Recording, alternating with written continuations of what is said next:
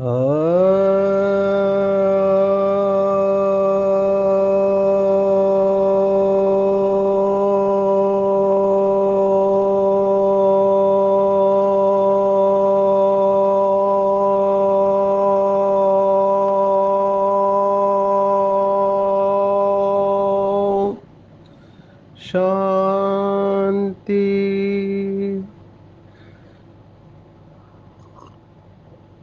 आज 25 जून 2023 भारत में रविवार है। Today is 25th June 2023 and it's Sunday in Bharat. आज की मुरली का जादुई रहस्य स्वयं को प्रेरणा देने के लिए। Magical secrets of today's Murli for motivating the self. आज रविवार है तो अव्यक्त बाप दादा के महावाक्य है। मुरली की रिवाइज डेट है 19 जनवरी 1995। पिछले संडे हमने अव्यक्त मुरली देखी, वो 18 जनवरी की थी। तो 18 जनवरी में हमने देखा 1995 को बाबा ने ज्ञान सरोवर का उद्घाटन किया था।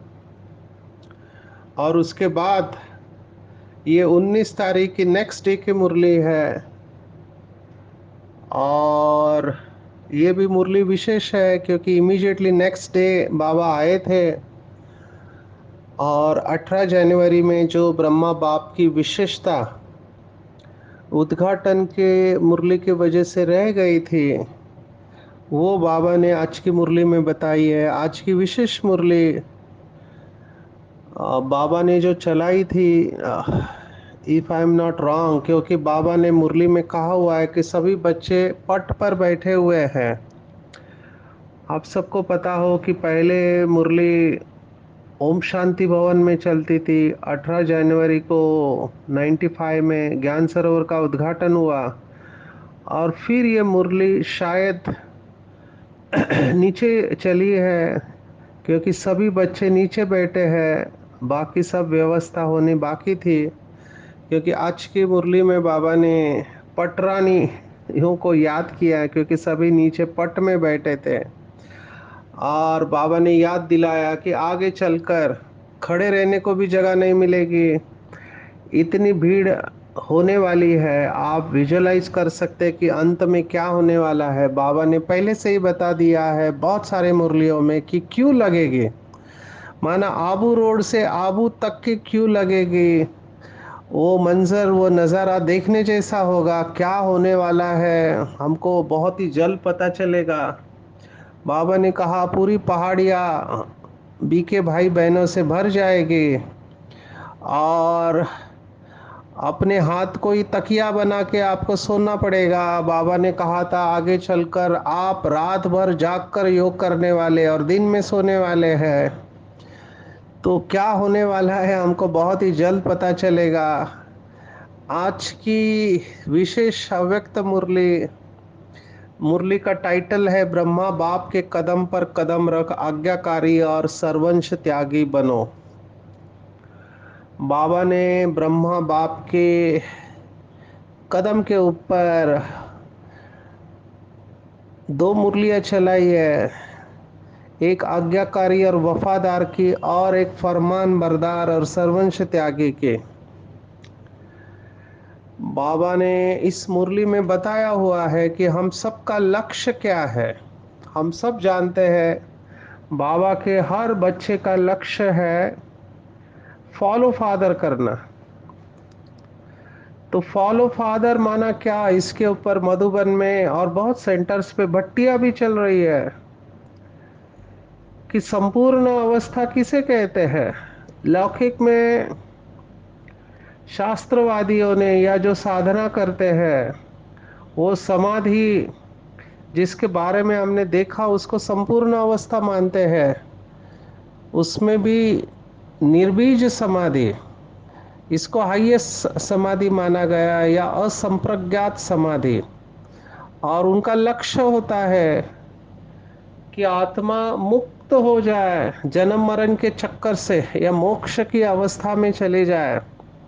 बाबा ने भी मुरलियों में कहा हुआ है कि जो कड़े सन्यासी होते हैं वो ब्रह्म योगी होते हैं, माना ब्रह्म के साथ रहने के स्थान के साथ उनका योग होता है, लेकिन उनके भी वाइब्रेशन बहुत पावरफुल होते हैं। और जब ऐसी आत्माएं ब्रह्म योगी शरीर छोड़ती है तो बाबा ने कहा कि वायुमंडल में सन्नाटा छा जाता है, क्योंकि वो तत्व की शक्ति को खींच लेते हैं।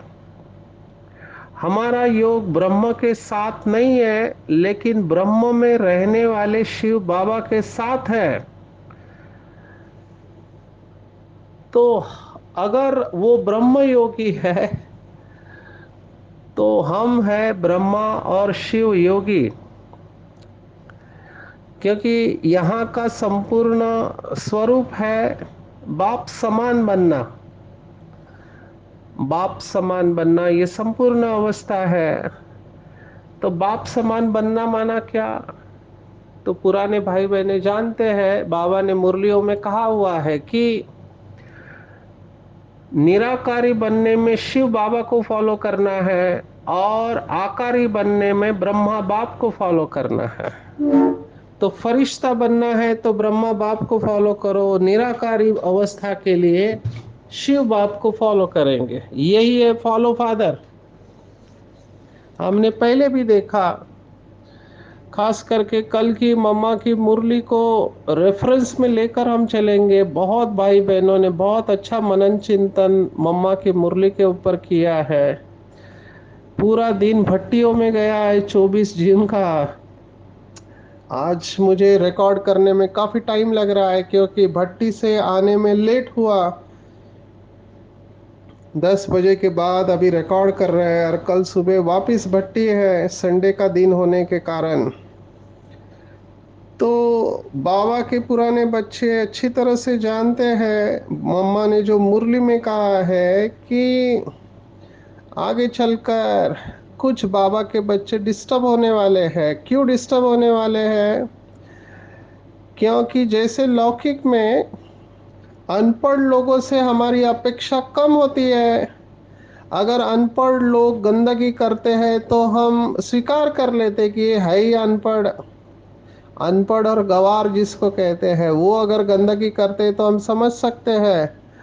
लेकिन what about the people who are highly educated? हमने मुंबई में देखा है, पढ़े लिखे लोग जो विदेश में जरा भी कचरा नहीं करते हैं, विदेश में वो सिविक सेंस को फॉलो करते हैं, लेकिन यहाँ पर भारत में आने के बाद एसी कार में जा रहे हैं और कार की विंडो खोल के उसमें से कचरा बाहर फेंकते हैं। और मुंबई में तो मैंने देखा है बहुत सारे ड्राइवर दरवाजा खोलते हैं और वो जो गुटखे का थूक होता है वो रास्ते पे थूकते हैं। उनका पूरा, मुझे तो बहुत वंडर लगता है, उनको जरा भी कुछ नहीं लगता है। और जहां पर भी सिग्नल है, सिग्नल के ऊपर अगर गाड़ी खड़ी हो गई तो सभी वो पान और गुटखे का थूक देते हैं, दीवार के ऊपर पूरा लाल कर देते हैं। तो ये सिविक सेंस नहीं है, ये ये संस्कार नहीं है, हमने देखा। लेकिन यही लोग जब विदेश में जाते हैं तो सभी डिसिप्लिन को फॉलो करते हैं।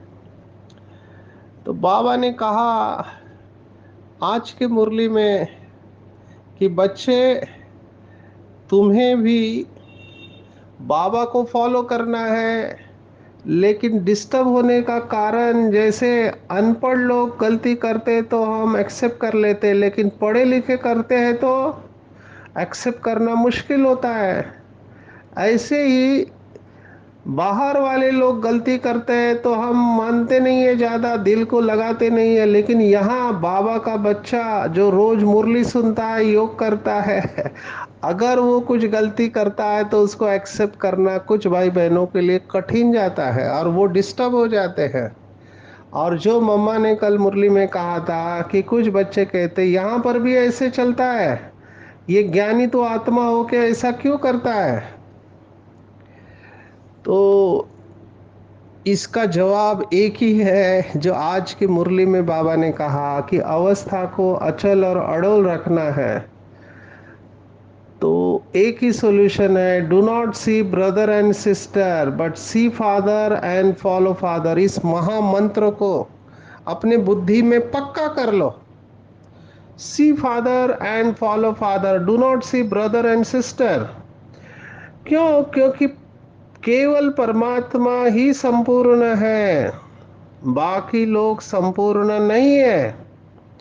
और जब तक संपूर्ण नहीं बनते हैं तब तक परसेंटेज में मन वचन कर्म से हर एक से जाने या अनजाने में गलती होती रहती है। एक मुरली में तो बाबा को प्रश्न पूछा कि बाबा महारथी भी गलती करते हैं तो हमने किया तो क्या हुआ? इसका भी जवाब आज की मुरली में बाबा ने दिया है कि दूसरों को देखने की आंख तेज है। बाबा ने कहा दूर की नजर अच्छी है, नजदीक की नजर कमजोर है। जैसे 40 के बाद जो चश्मा लगता है उसको बोलते हैं कि नजदीक का पढ़ नहीं पाते, दूर का देख लेते हैं। ऐसे ही बाबा ने कहा बच्चों की दूर की नजर तेज है, मतलब दूसरों की कमी कमजोरियां जल्दी दिखाई देती है और खुद की कमी कमजोरियां हमको दिखाई नहीं देती, जिसको बाबा ने कहा दूसरों के जज बन जाते हैं और अपने वकील बन जाते हैं। माना अपने को सिद्ध करते हैं कि क्यों मैं ऐसा करता हूं, और दूसरों को जजमेंट दे देते हैं कि इसको तो सजा मिलनी ही चाहिए क्योंकि इसने गलती किया हुआ है। इन सब समस्याओं से अगर मुक्त बनना है, जिसको बाबा ने कहा कारण नहीं निवारण का सोचना है, तो बाबा ने कहा सी फादर एंड फॉलो फादर। ये फॉर्मूला हमको बहुत सारे व्यर्थ संकल्पों से बचाएगा। तो इसको बुद्धि में पक्का कर लेना चाहिए। जो बाबा को प्रश्न पूछा कि महारथी भी गलती करते हैं, तो बाबा ने उसका जवाब दिया था व्यक्त मुरली में कि अगर महारथी गलती करता है तो उस समय वो महारथी नहीं है, लेकिन महारथियों का बहुत काल का निश्चय का फाउंडेशन पक्का है और बाबा उनको एक्स्ट्रा मार्क्स देकर पास करा देगा और तुम देखते रह जाओगे। बाबा ने दोनों को इशारा दिया, महारथियों को भी इशारा मिला कि आप अलबेले नहीं चल सकते। क्यों? क्योंकि आप स्टेज पर है, सभी लोग आपको देख रहे हैं, विशेष प्यादे और घुड़सवार आपको देख रहे हैं कि आप कैसे चल रहे हैं, कैसे बातें करते हैं, कैसे उठते बैठते, आपके अंदर रॉयल्टी कितनी है।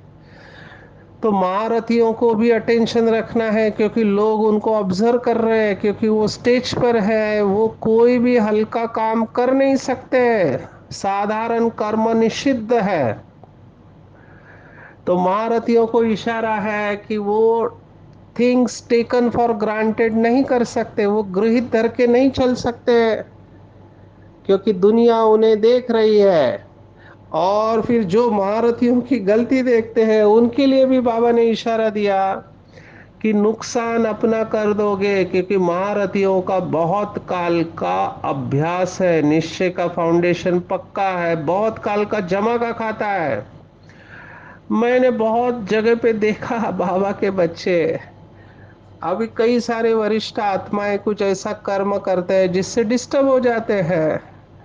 अभी उस आत्मा को कोई फर्क नहीं पड़ता है, जो डिस्टर्ब होते हैं बाबा ने जैसे कल कहा मम्मा की मुरली में कि आश्चर्यवत पश्यंती सुनंती सुनावंती और भागंती हो जाते हैं। तो पहले ये चेक करना चाहिए कि मेरा जमा का खाता कितना है, खुद को देखना है, दूसरों को देखना ही नहीं है। देखना है तो केवल विशेषता देखनी है। बार बार मुरलियों के कुछ बेसिक पॉइंट को रिवाइज करते रहना चाहिए, क्योंकि जब तक ये पॉइंट बुद्धि में बैठे नहीं है तब तक अवस्था हलचल में आती रहेंगे। जैसे जैसे हम ज्ञान स्वरूप बनते जाते हैं हमारा फुल स्टॉप जल्दी लगने लगता है। ये शुरुआत की अवस्था है कि दूसरों के अवगुण देख के डिस्टर्ब होना, बिल्कुल डिस्टर्ब नहीं होना चाहिए किसी के अवगुण देखकर। क्यों? क्योंकि नंबर वन, कोई भी धर्मराज से बच नहीं सकता है। हर एक को उसके कर्म का फल भुगतना ही पड़ेगा। हम उसमें धर्मराज का रोल प्ले नहीं करें।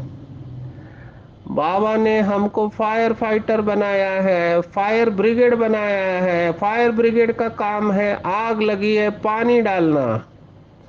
अगर हमको ऐसा कुछ दिखाई भी देता है, नंबर वन उसको चित्त में नहीं रखना है, क्योंकि चित्त में रखा तो चित्त मैला हो जाएगा, हमारा योग नहीं लग सकता। और अगर वो आत्मा सेम सेंटर की है और घर में है, पड़ोस में है, तो बार बार वो ट्रिगर होती रहेगी फाइल। फिर उससे दूर जाने का प्रयास करेंगे, लेकिन फिर भी वो फाइल अंदर पड़ी है। वो फाइल समय समय पर जागृत हो जाती है, एक्टिवेट हो जाती है, और योग लगना मुश्किल हो जाता है। इसलिए जैसे मैं एडिक्शन में हमेशा एडिक्शन के साथ जुड़ा हुआ स्टिग्मा जो है, नशेड़ियों को लोग गलत नजर से देखते हैं, तो मैं उनके दिमाग से वो बात निकालने के लिए एक ही प्रश्न पूछता हूँ, जो मैं यहाँ पर भी बताऊंगा। मैं पब्लिक को एक प्रश्न पूछता हूँ, अगर कोई व्यक्ति बीमार है तो उसको डांटना चाहिए, सजा देनी चाहिए, या उसका इलाज करना चाहिए? तो लोग एक आवाज में कहते हैं नहीं, उसका इलाज करना चाहिए। ऐसे ही अगर कोई बाबा का बच्चा कुछ ऐसे कर्म करता है जो नहीं करना चाहिए, तो हमको समझना चाहिए कि उस आत्मा में शक्ति नहीं है, उसको शक्ति की जरूरत है। मनुष्य का नेचर बहुत विचित्र है। अगर कोई छोटा बच्चा चलते चलते पहली बार चलना सीखता है, तो वो जब गिरता है तो उसको बचाने को जाते हैं और कोशिश करते कि वो बच्चा गिरे नहीं। लेकिन जब कोई बड़ा व्यक्ति चलते चलते गिर जाता है, तो लोग उसको उठाने के बजाय उसको हंसते हैं। अभी गिरना, ये तो स्थूल उदाहरण दे दिया। इसका भाव ये है कि जब कोई बाबा का बच्चा ऐसा कर्म करता है जो नहीं करना चाहिए, जिसको आज भी बाबा ने मुरली में याद किया है, कि जिसको पश्चाताप होता है बाद में, मैंने ऐसा क्यों किया, मुझे ऐसा करना नहीं चाहिए था। तो जब कोई गिरता है तो वो बीमार होता है, इसलिए गिरता है। तो उसके ऊपर रहम आना चाहिए, ना कि गुस्सा आना चाहिए, और अपनी अवस्था को खराब नहीं करना है। गलती दूसरा करे और मैं मेरी अवस्था खराब करूं, ये समझदारी नहीं हुई। इसलिए नॉलेजफुल बने, कर्मों की गुह्य गति के दाता बने, ना उससे किनारा करना है, ना उसके प्रति श्रापित बोल बोलने हैं। ये भी बाबा ने मना किया है, क्योंकि कुछ बाबा के बच्चे ऐसा भी बोलते हैं, जैसे किसी आत्मा के ऊपर गुस्सा है जिसने बहुत सारे गलत काम किए हैं, जब उसको सजा मिलती है तो लोग दिल से बोलते हैं बहुत अच्छा हुआ, ये अपने कर्मों का फल भुगत रहा है, ऐसा ही होना चाहिए। ये भी हमारे दिल से नहीं निकलना चाहिए, ऐसे बाबा ने कहा है, क्योंकि ये पुण्य आत्मा के लक्षण नहीं है। हमें बाप समान बनना है, तो बाबा रहम का सागर है, दया का सागर है, करुणा का सागर है। हमने पहले भी देखा, आध्यात्मिक व्यक्ति माना काइंडनेस, दया भाव। दूसरा गलती करे, हम अपना चित्त मैला नहीं करेंगे, अपने साथ वायदा करेंगे कि दूसरे गलती करे, मैं अपने को सजा नहीं दूंगा। जैसे क्रोध के बारे में कहते हैं कि anger is punishing your self for someone else mistake. क्रोध माना दूसरे की गलती की सजा खुद को देना। तो ऐसे कुछ भी परिस्थिति आए, उसमें स्टेबल रहना है, तो एक ही formula, see father and follow father. आज बाबा ने विशेष अपने बेहद के सेवा साथियों को याद किया है। बाबा पूरा प्यार का सागर, पहला पैराग्राफ पूरा प्यार का सागर है, दिल की बात कह रहा है, क्योंकि स्मृति दिवस है। सभी बच्चों का ब्रह्मा बाप से बहुत प्यार है, क्योंकि ब्रह्मा माँ है और माँ से हर बच्चे का प्यार होता है। तो आज बाबा ने कहा, दो प्रकार के बच्चे, स्नेह और संबंध का साथ निभाने वाले, और स्नेह संबंध और सेवा का साथ निभाने वाले, दोनों साथियों को देख रहे हैं। और बाबा ने कहा विश्व के लास्ट कोने में भी है, लेकिन बाप दादा के सामने है, क्योंकि बाबा का टीवी बहुत पावरफुल है। बाबा विश्व के किसी भी कोने में बच्चे हैं उसको अपने आंखों के सामने अनुभव करते हैं। तो बच्चे जहां भी है लेकिन सदा साथ है। और आज बाबा ने बहुत बड़ी बात कह दी कि बाबा का वायदा है। क्या वायदा है? चाहे किसी भी देश में है बाबा का बच्चा, लेकिन दिल की समीपता साथ का अनुभव कराते हैं। अलग हो नहीं सकते, असंभव है। जिस भी बाबा के बच्चे का बाबा से दिल का प्यार है वो अलग हो नहीं सकते, असंभव है। परमात्मा वायदा कभी टल नहीं सकता। और उसके बाद बाबा ने कहा परमात्मा वायदा भावी बन जाता है, और भावी टाली नहीं टले। मैं भावी के ऊपर थोड़ा कहूंगा, क्योंकि भावी मतलब ड्रामा। लौकिक में बहुत अच्छा सुनाते हैं कि वंडरफुल है, श्री राम और श्री सीता का स्वयंवर हुआ, लेकिन फिर भी उनको बिछड़ना पड़ा। माँ बाप अपने बच्चों को देख नहीं पाए, है ना। श्री राम अपने बच्चों से मिल नहीं पाया बहुत काल तक, तो दोनों अलग हो गए। ये भावी है। और ऐसे ही कहते हैं दूसरा उदाहरण कि शिव का मंत्र है, वो मंत्र है महामृत्युंजय मंत्र, माना मृत्यु के ऊपर विजय दिलाने वाला मंत्र है। जिस मंत्र से मृत्यु के ऊपर विजय प्राप्त की जा सकते हैं उसको महामृत्युंजय मंत्र कहते हैं। ओम त्र्यंबकम यजामहे, ऐसे वो मंत्र है। लेकिन वो मंत्र शिव का होने के बाद भी ऐसे कहानी है कि शंकर पार्वती को जिंदा नहीं कर पाया। मंत्र उनका खुद का है लेकिन पार्वती को जिंदा नहीं कर पाया। ये कहानियां हैं, क्यों? क्योंकि भावी है। तो भावी को बहुत प्रबल माना गया है, जिसको भगवान ने भी हाईएस्ट पावर दी हुई है कि भगवान भी ड्रामा के वश है। तो बाबा ने आज भावी को पॉजिटिवली क्या लिया है कि परमात्मा वायदा भावी बन जाता है। जो भी बाबा के वायदे हैं वो भावी है। बाबा ने कहा हिम्मत बच्चे मदद बाप भावी है। तो परमात्मा का वायदा कभी टल नहीं सकता। सदा परमात्मा समीप है, साथी है, और साथी बन हाथ में हाथ साथ लेते हुए मौत से चल रहे हैं। जब बाबा अव्यक्त हुए तो बहुत लोगों को लगा कि बाबा ने हाथ छोड़ दिया, लेकिन बाबा ने जवाब दिया कि बाबा ने हाथ नहीं छोड़ा है। बाबा ने केवल स्थान बदली किया है और रूप बदली किया है। पहले साकार दुनिया में स्थूल शरीर में थे, अभी आकारी दुनिया में लाइट के शरीर में है। उल्टा फास्ट गति हो गई। साकार में लिमिटेशंस थे, सभी बच्चों से मिल नहीं पा रहे थे, लेकिन अव्यक्त रूप में सभी बच्चों को जब चाहे तब मिल सकते हैं।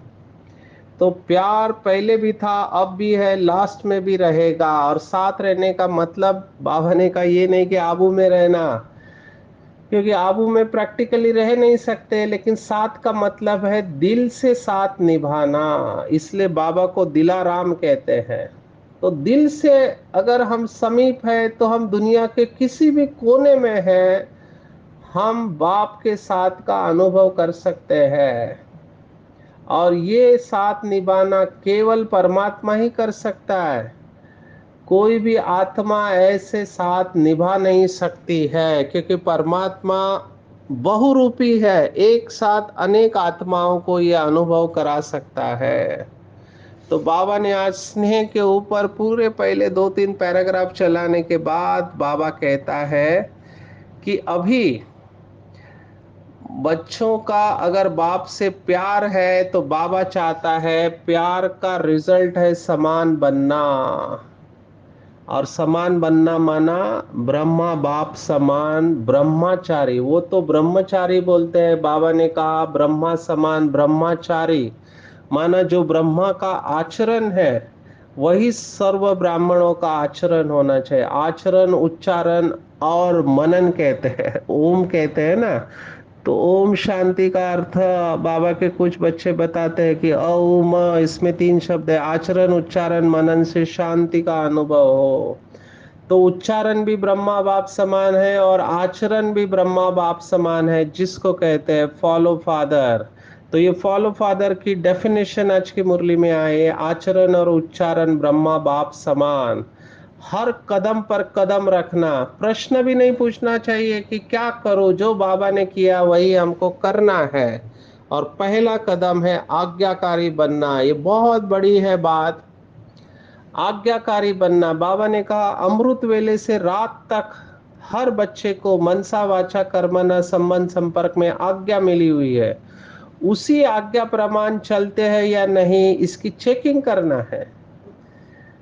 अगर हम पूरा आज्ञाकारी है या अधूरे आज्ञाकारी है, संकल्प की भी आज्ञा मिली हुई है, क्या सोचना है और क्या नहीं सोचना है, अमृत वेले क्या संकल्प करना है, ये भी स्पष्ट है। तो बाबा ने कहा अमृत वेले, बाबा ने उदाहरण दिया कि परम धाम में अपनी बुद्धि को स्थित कराना है, लेकिन कभी परम धाम के बजाय निद्रा लोक में चले जाते हैं, तो यह आज्ञा का उल्लंघन हो गया। हर कर्मों में हर समय कदम पर कदम रखना, उसको ही कहते हैं आज्ञाकारी। तो परसेंटेज को बाबा ने चेक करने को कहा, व्यवहार और परमात्मा में कितना हम आज्ञाकारी है, क्योंकि जितना आज्ञाकारी होंगे उतना स्वतः दुआ मिलती है। अगर लौकिक में भी कोई बच्चा माँ बाप की आज्ञा को फॉलो करता है तो माँ बाप उसको दुआ देते हैं। आप सोचो, यहाँ पे डायरेक्ट परमात्मा की ब्लेसिंग, दुआ, आशीर्वाद है।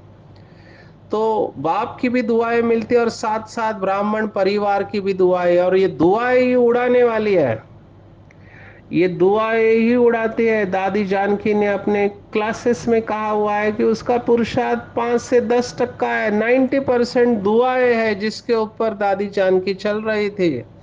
और बाबा ने तो मुरली में सर्टिफिकेट भी दिया कि सभी दादियां दुआओं में उड़ रही है, क्योंकि दादियों की अनेक वर्षों की तपस्या है, जिसके वजह से इतने सारे बीके भाई बहने पूरे विश्व में सेवा के निमित्त बने हैं। तो जो भी संकल्प किया, स्व प्रति, सेवा प्रति या स्थूल कर्म प्रति, उसमें दुआएं मिली या नहीं, इसकी चेकिंग करनी चाहिए। और दिल की दुआएं चाहिए, मियाँ मिट्ठू नहीं बनना है, बाबा ने कहा, क्योंकि इसमें मियाँ मिट्ठू भी बन सकते हैं।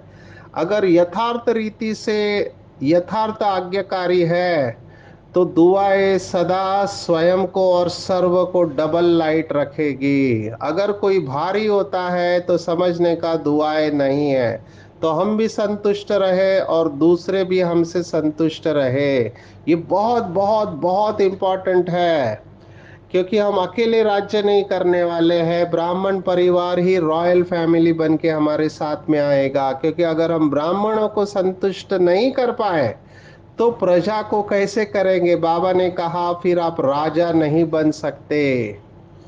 इसलिए बाबा ने कहा कारण कारण नहीं करो, लेकिन कारण के बजाय निवारण, सॉल्यूशन के ऊपर फोकस करो। मैनेजमेंट में भी यही कहते हैं कि इधर यू आर प्रॉब्लम कॉन्शियस और यू आर सॉल्यूशन कॉन्शियस। तो हमको सॉल्यूशन कॉन्शियस बनना है। तो इसीलिए ब्राह्मणों से भी दुआएं लेना बहुत जरूरी है। और दूसरा कदम बाबा ने कहा कि सर्वंश त्यागी। माना सर्वंश त्यागी तो बहुत गहरी बात है, हम थोड़े समय में बता नहीं पाएंगे। बाबा ने कहा अवगुण देखने का भी त्याग करो, सदा गुण ग्राहक बनना है।